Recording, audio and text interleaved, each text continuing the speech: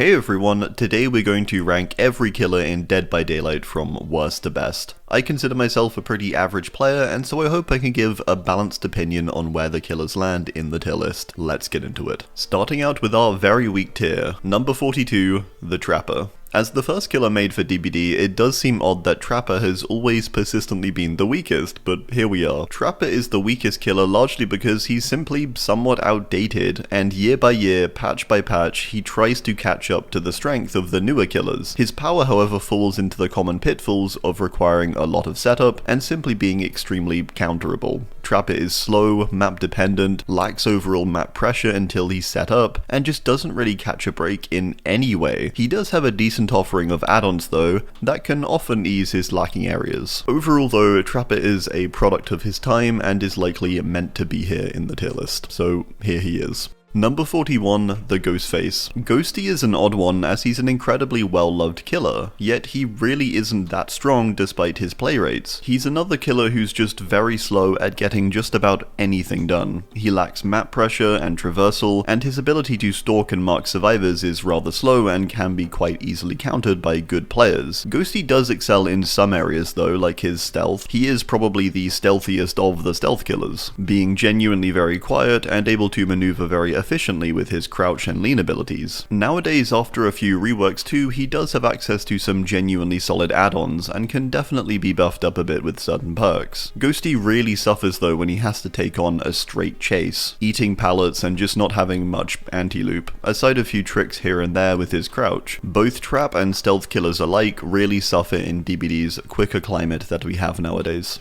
Number 40, the Skull Merchant. A big improvement for Merchant as a character who was, around this time last year, utterly awful, with her being in a somewhat of a soft kill switch state. However, she fairly recently received a number of buffs that bring her up to a closer point to how she performed originally. She's much better now, although I would argue she doesn't leave the bottom tier. She's still a rather directionless character, with abilities that can often be relatively hard to get value out of. I often find in fact that the greatest strength of Merchant isn't the ability of the drones themselves, but instead the survivors' fear of them at all, as many don't seem to know what they really do, so they just try to avoid them. Overall, Merchant feels better, but she is by no means a powerhouse. Better is about all I can give her. Onto our weak tier. Number 39, the Legion. Legion are another well-loved character similar to Ghostface who have a pretty good pick rate, yet they're not really that strong. Legion are heavily and easily counterable by a team simply splitting up, with Legion's power quickly being trivialized once survivors start to do this. However, Legion has definitely improved over the years beyond the repeat deep wound appliers they used to be.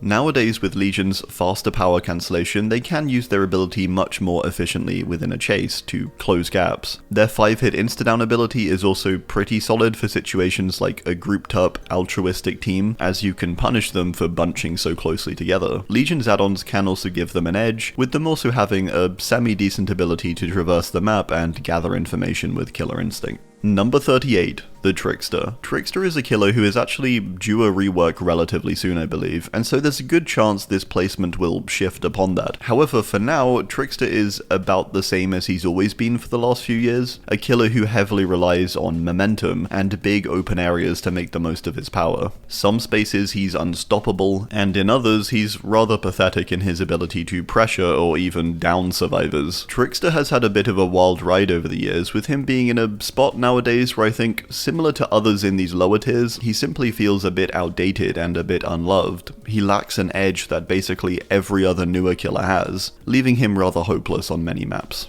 Number 37, the Clown. Clown is always a tough character to place because he's one of those killers that always feels weirdly hard to counter as a survivor, yet when you play him you feel super weak. This is because his chase is actually quite oppressive, with his bottles providing easy slowdown and speed up. But that's basically where Clown's strengths start and end. He's a fairly similar character to someone like Trickster in that way. His one-on-one is very strong and scary, but as soon as he has to pressure the wider map, or even take on multiple survivors at once, he sort of falls apart. He does have a decent range of add-ons to aid him, and he's not overly map dependent, as his ability is essentially throwable slowdown.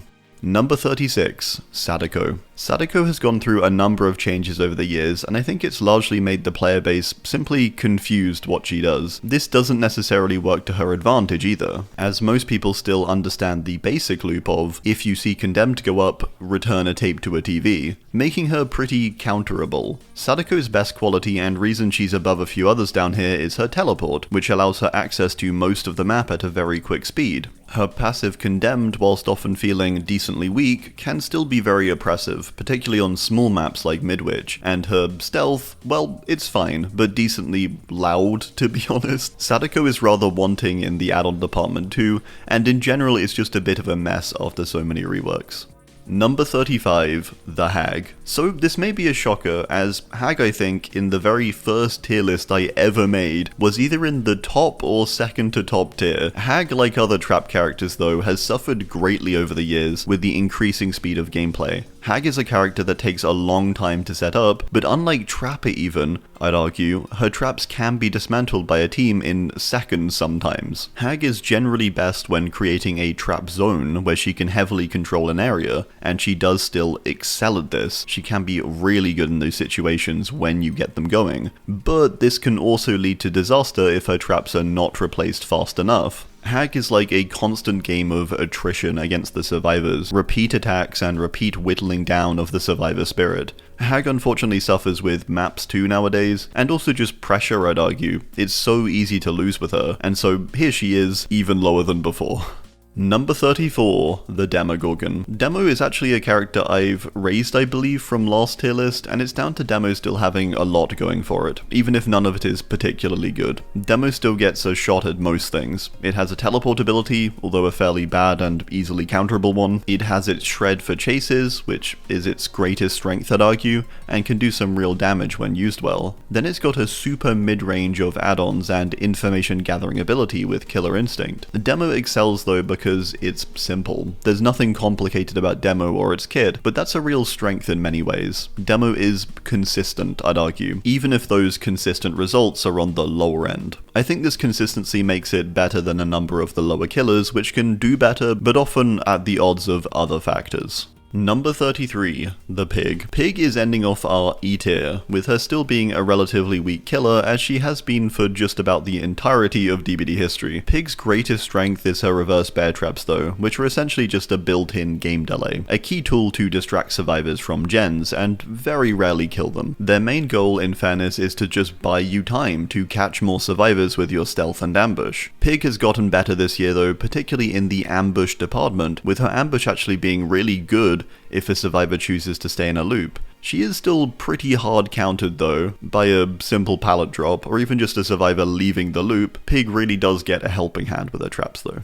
Moving on to the below average tier. Number 32, the Wraith. Wraith is pretty much the closest you can get to default killer. He does have core strengths though that are both consistent and decently strong, which are his map traversal, his partial stealth, and his ability to chase but also hit and run well. Wraith is good and just average at killering. But he's also not amazing at anything either. He's just really solid and consistent at most things, making him reliable. He also gets a number of great add-ons and can be customized quite a bit for your preferred playstyle. His weakness is debatably also his simplicity though, with him likely benefiting from receiving some other kind of ability to help him out.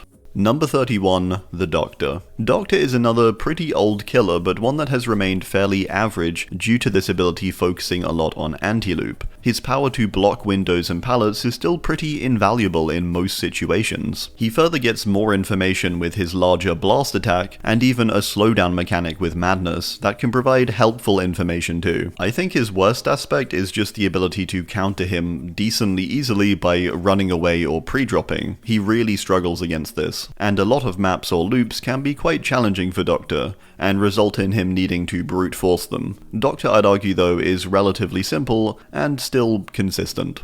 Number 30, Michael Myers. Myers, of course, is no longer available to purchase, however before he was removed from the store he did receive a substantial rework, and this absolutely succeeded in making him stronger. Myers has jumped up this list considerably since last time, but he's not that good still. Myers does still lack in many areas, although he is a more consistent character now who relies a whole lot less on strong add-ons to justify his placement. Myers offers a better level of stealth than before, with more control over when to stalk and when to chase, and further has a new dash insta-down ability that is genuinely very strong, able to break pallets as well. Greatly improved and far more consistent. Number 29, the Knight. Knight has basically just received buffs over the past few years, and it does show. He's actually consistent now despite his guards often doing strange things. Knight is great at occupying multiple survivors, but also quickly catching survivors out on loops, and occasionally getting near insta-downs with a carefully timed double swing. However, Knight does still rely on his guards, which can still be inconsistent around many loops or objects, causing him to struggle in some situations, or to just be frustrating when a guard doesn't quite catch a survivor. I do like Knight's range of add-ons too, as he's got a lot of customization.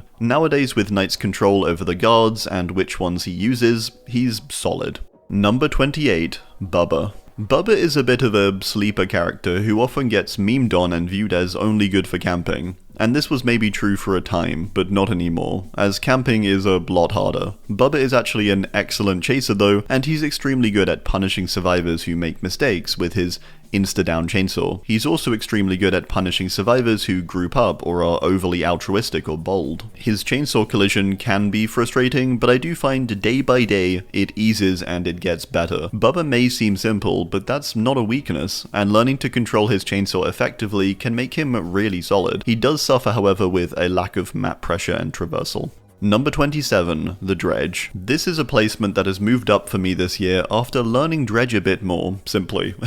I do think Dredge has more to offer when focusing more on its anti-loop teleport and less so on lockers. Lockers are still a great map traversal tool though, and Nightfall is a great temporary buffed up state that makes survivors play more cautiously. Dredge does have an odd combination of abilities, but they're all pretty solid, and it can be frustrating on occasion when a locker isn't quite where you want it or something like that, but this inconsistency is made up for with Dredge's large spread of abilities, which can be used pretty dynamically. Number 26, Alien. Xeno is a very strong chaser and can get some truly wild hits with its tail attack, able to curve and reach around certain loops or balls that some killers are incapable of. It further has its tunnel system which allows for quick and easy map traversal. Even the downside of the flamethrowers aren't so great anymore, with it getting some buffs to resist these better. Whilst Xeno's tail attack was nerfed last year, this hasn't affected its placement too substantially in my opinion. Xeno is still really solid, although sure a little slower than before. We now hit the middle of the list with our average tier. Number 25, Freddy Krueger. Freddy is another character I horribly underestimated post his rework, where he's now actually really solid, with him having a pairing of his snare ability but also fake pallets, and of course the constant passive of the Dream World, which persistently aids him. Whilst each of these abilities on their own is just fine, together they're really quite good. Pairing together a chase where you utilize the shock of a sudden dream pallet explosion with the persistent pressure of a snare is effective. Freddy is pretty stacked in that way, and further with his teleport ability, he really does tick just about every box, even if none of his abilities are excessively powerful. Number 24, the Deathslinger. Deathslinger has honestly always been a good representative average killer, with him offering a really unique ability with his ranged spear gun. However, his biggest struggle, like so many others, is he's slow and he does sort of fall behind the pace of the game sometimes. Slinger is a very strong chaser though, and can use his spear gun to end chases really efficiently and quickly, or even to just damage from a distance and buy himself a bit of time with Deep Wound. Slinger is overall really solid though, despite his slow map traversal. And there's no map that's especially bad for him. He has his strengths, and these strengths pull up and even out his weaknesses. Number 23, the Huntress. Huntress was originally a lot higher, but over the years has fallen, for that similar reason of the general pace of the game raising. She's still great in chase, and still great with her unique range power, but she is quite slow, and a lot of loops do make it tough to use her hatchets well. She has the ever-frustrating issue too of the game's hitboxes feeling quite inconsistent at times. Her map traversal is poor, but she does debatably make up for this with her range, allowing her some extended pressure along with her lullaby too. Overall though, it's Huntress, a consistent and solid ranged killer. Number 22, the Nemesis. Nemesis sits around the middle of the list as an incredibly reliable killer, I think. A killer who is just so consistent and also very simple, which is a great strength. Nemesis offers the ability of his Tentacle Whip, an attack which both infects but also damages those already infected when hit by it. It's easy to use, it breaks pallets once it hits tier 2, and gets gradually stronger in general as it levels up through its 3 tiers. There's a few tricks like dragging it that can be a bit technical, but generally Nemesis is just so simple and straightforward. A character who is very faithful to his source material in a way, as he's a walking tank who persistently can walk forward, shredding every pallet in his way. You also get the passive bonus of the zombies, who are largely useless to be honest, but do provide help still in the way of the occasional hit or infection, or just some information by looking at how they're moving, or even if they stop after being flashlight blinded. Nemesis is simple but effective, with a few frustrating bits of counterplay, like the ability to crouch through his tentacle. Number 21, Springtrap. Springtrap is still decently new, so maybe a bit tougher to place, but I think he's pretty well defined as an average or fairly slap bang in the middle when it comes to strength. He's got a solid ability with his axe, its killer instinct as well, and the ability to grab survivors inflicted with it. He also has nice map traversal with his security doors, and the lacking potential, to be honest, of getting a jump scare with them. This just barely ever happens, and is more of a gimmick. Overall though, Springtrap's chase is solid, and he can get downs in seconds with correct circumstances. He does also have a high skill ceiling with his ability to orbital his axe, although this is almost excessively hard to get consistent results with, leaving him about average, I think. Number 20, Chucky. Chucky has a very good dash ability, debatably one of the best in the game, with how he moves insanely quickly, and isn't stopped by pallets or windows, with these things actually allowing him to extend his dash. The downside of Chucky though is that outside his power he's slow, and whilst he does still have some extra stealth with his short size and ability to enter a stealth mode, he still makes a lot of noise with his talking and chuckles. Whilst Chucky is a very strong chaser and incredibly good at catching survivors, I do think he struggles with wider map control and pressure, with larger maps often being tougher for him to hold.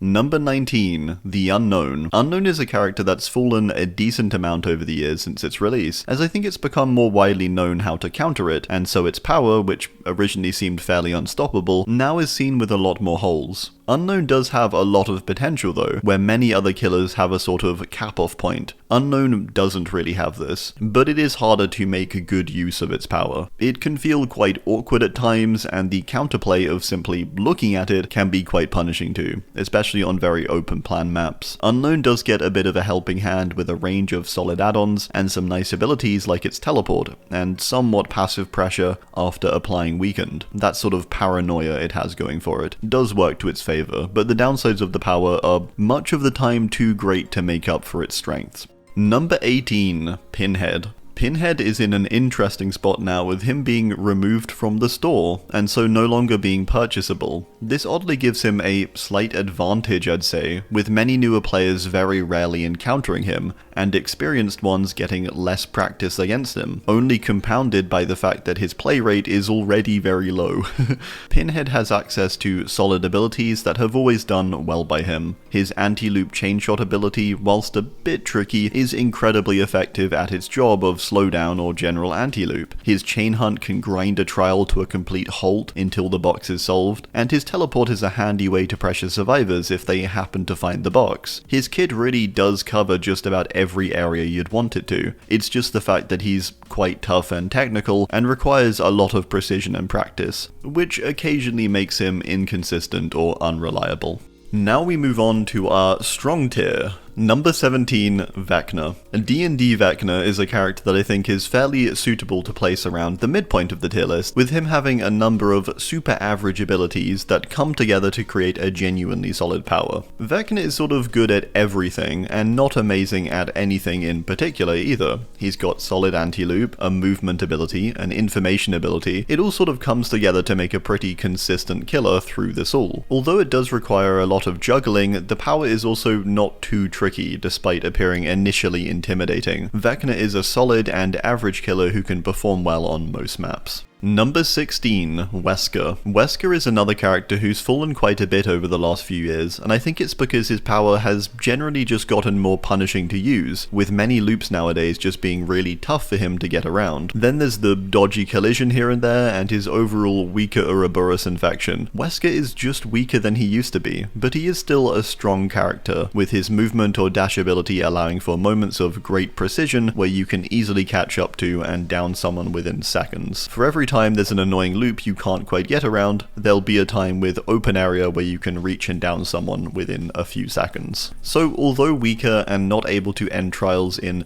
7 minutes, he's still quite strong. Number 15, Pyramid Head. Pyramid Head is a character that's always remained in the top half of killers because he offers very useful abilities, able to bypass anti-tunnel perks, and be generally more efficient with his caging ability. Similar to Pinhead though, Pyramid Head is quite tricky, with his ranged attack requiring a good amount of practice and knowledge of survivor pathing and prediction. He's in a more reliable state nowadays though, with his greatly improved add-on range that does smooth out the edges of his power, and honestly has just buffed it overall, with him gaining a lot more flexibility around how it performs, where before the add-ons were near useless.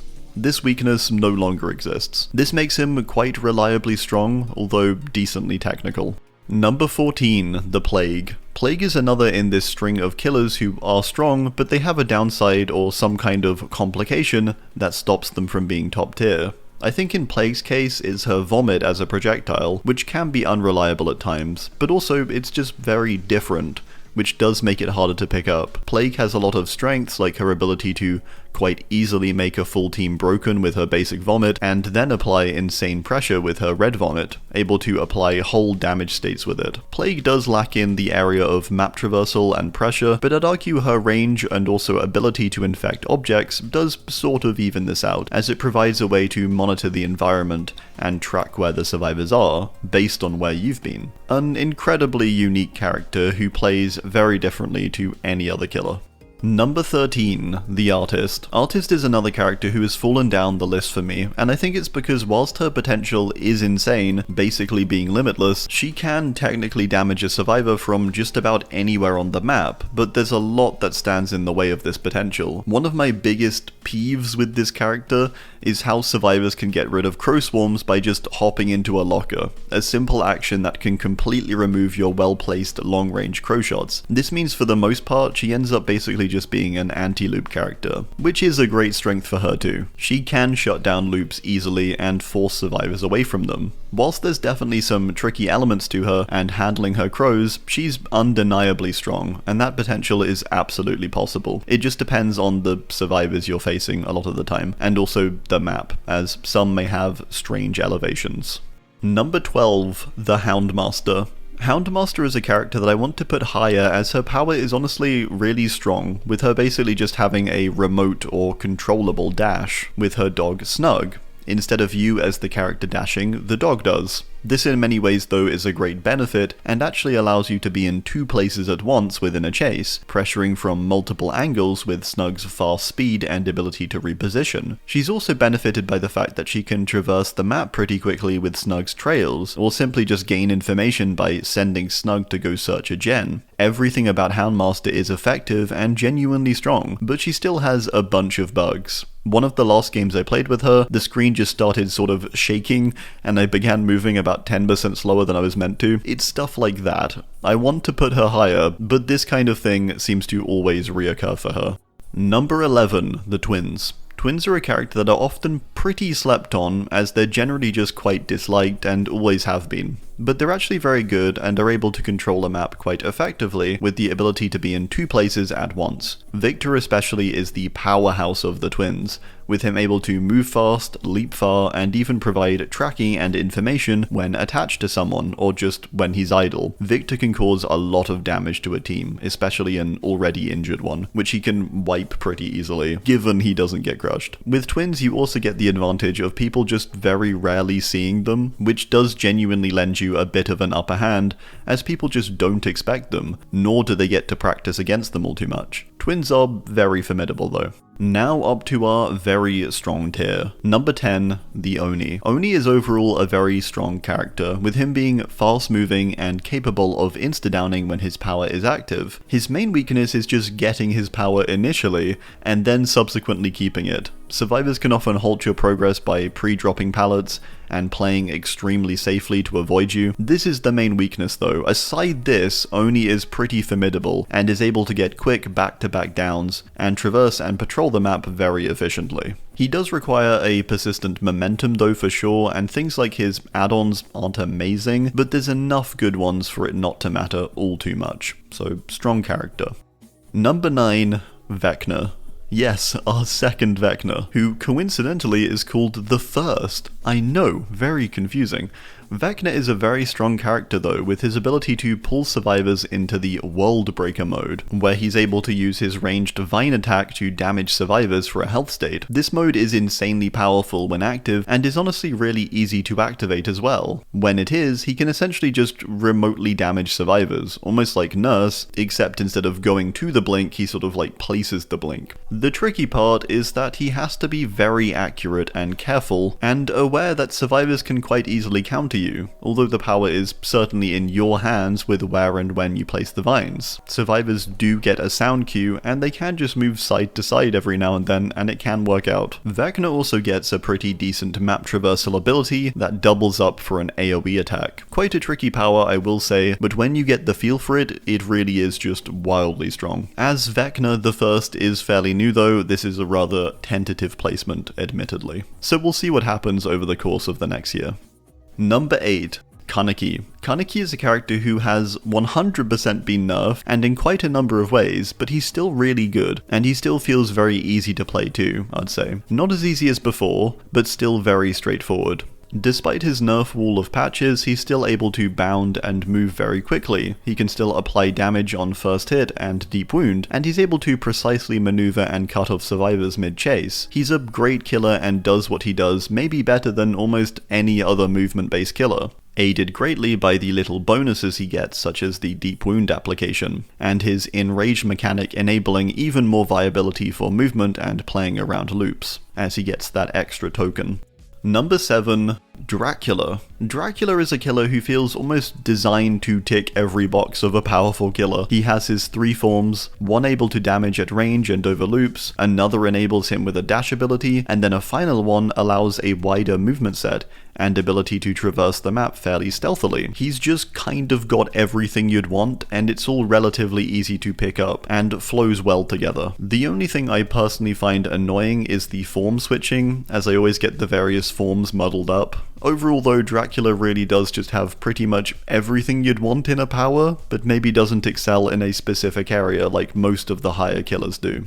Number 6, the Singularity. Singularity has been overall quite buffed up over the last few years, and is honestly just really strong nowadays. With his ability to set up a vast array of biopod cameras that allow you to monitor but also pressure the map and teleport to just about anywhere. He can also use his ability in chase to quickly catch up or break pallets, or even just shatter them instantly. When a survivor is slipstreamed, Hux becomes very oppressive and is near unstoppable even when the survivor is just constantly throwing pallets. I also think that Singularity is just easier than he used to be. He has auto lock-ons now, and smoother feeling gameplay. Everything about him just flows well, and you can certainly feel the strength. Number 5, the Spirit. Spirit is always a character that's been pretty formidable with her ability to phase in and out of the survivor vision, this ability allowing her to very easily catch survivors, as it robs them of their main tool, vision, or precise location on where you are. Spirit doesn't require much to use well, with her just needing you to listen closely to sound cues, and look at the environment for certain tells when tracking survivors, as they're all invisible when you phase. This does make her a bit of an accessibility problem for many people, unfortunately. Spirit does have more counterplay to her nowadays, with her phase sound being directional, but this is hardly that bad, and she's still incredibly strong. She has a solid range of add-ons, and yeah, I mean she goes fast and invisible, so she's still really good. Number 4, the Krasue. Another killer who was largely hit with buffs and then nerfs, but still withstands and remains a top tier killer. She has a bit of a weird power, admittedly, with the odd leeching mechanic. However, her head form is just so strong once a survivor is leeched. You're able to catch up insanely fast with headlong flight, and then use the extended lunge you get to land hits easily, along with the advantage of the third-person perspective, which I'd argue is only a hindrance sometimes due to it feeling a bit clunky. Krasue's head form though is pretty unmatched honestly when it comes to power level. She is just so capable in this form. So long as the survivors are leeched, her downsides are relatively minimal. The fungus is not that much of a counter, and I'd say her clunkiness is her worst aspect. Really strong. Finally, our best of the best, the extremely strong tier. Number 3, Billy. Billy, ever since his Overdrive rework, has been launched back into the top 3 of killers, and whilst maybe it's more of a hot take to keep him here, with loops not always being his friend, or some maps in general just being less accessible, I do think he persists despite this. He still has insane speed, an insta-down power, and he can make it even faster with Overdrive active. He is tricky at times with curves and his sensitive movement and collision, but he's also so powerful once you have control, so Billy is still up here. Number 2, the Blight. Another staple of our top tier killers, Blight still remains in the number 2 spot, where he's been almost since he came out. Blight offers quick but also precise movement, which stands him apart. He also has a fairly quickly recharging power, and a solid range of add-ons to aid you. Blight's downsides are few I'd say, with him having some collision issues now and then, and also requiring a good amount of knowledge to truly master him, as it basically requires learning most tiles and their spawns and layouts. But Blight is still insanely good and has very few drawbacks. Number 1, the Nurse. Once again, surprise surprise, Nurse is still the best with her ability to blink through walls and loops. She basically has almost all of the power in her hands within a chase. Where can you go wrong? A lot of the time chases are just down to how skilled a nurse is rather than what the survivor is even doing or attempt to counter her. I'd even say she doesn't really have the issue anymore of struggling slightly with big maps, as big maps have become fewer by the year. Nurse is wildly strong and still the best killer in the game after nearly 10 years. Alright, well that's gonna do it. I do hope you enjoyed, and as always, let me know your thoughts down below. Thanks for watching, and goodbye.